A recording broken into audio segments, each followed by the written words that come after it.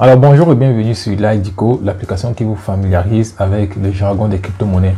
Alors on a déjà vu ce que c'est qu'une blockchain, on a vu ce que c'est qu'une blockchain privée. Aujourd'hui nous allons également voir ce que c'est qu'une blockchain publique.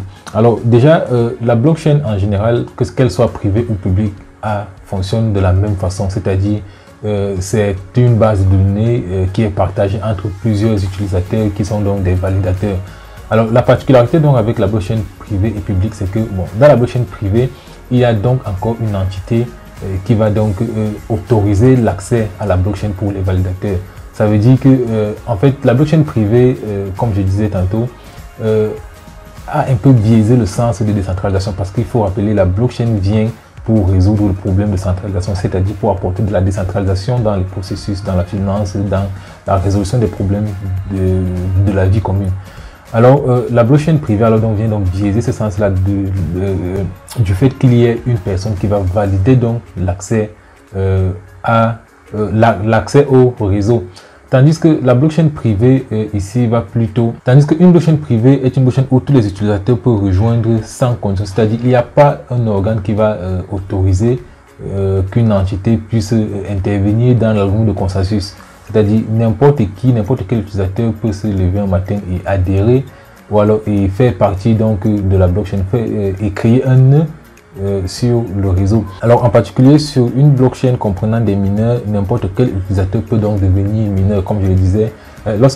Lorsqu'on parle de mineurs ici, on parle en particulier donc de la blockchain Bitcoin ou encore Ethereum. Alors maintenant, niveau sécurisé, il faut dire les blockchains publiques disposent d'un niveau de sécurité beaucoup plus élevé du fait que il n'y a déjà pas un organe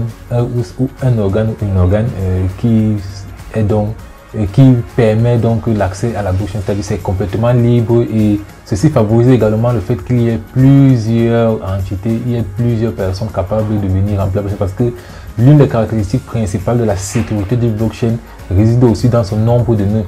Étant donné que la blockchain publique est donc libre et accessible par tout le monde, il y a donc plusieurs validateurs, ce qui renforce encore sa sécurité et même également ce qui va rendre le réseau encore plus rapide. Alors ça sera tout pour cette définition. Si vous avez encore des questions sur le sujet, n'hésitez pas à les mettre en commentaire. Si vous n'avez pas encore téléchargé l'application Lidico, je vous invite à le faire. Le lien est en description de cette vidéo. Elle est 100% gratuite et disponible sur Play Store. Vous aurez juste à taper Lidico. Vous n'aurez juste qu'à taper Lidico et vous aurez cette application rouge. Alors je profite également de l'occasion pour annoncer des mises à jour. Dorénavant, vous aurez donc des notifications qui vont vous rappeler qu'il y a une nouvelle définition, et vous aurez également la possibilité de nous laisser un like et peut-être très bientôt la possibilité de laisser un commentaire directement dans l'application. Alors on se dit à demain pour une nouvelle définition.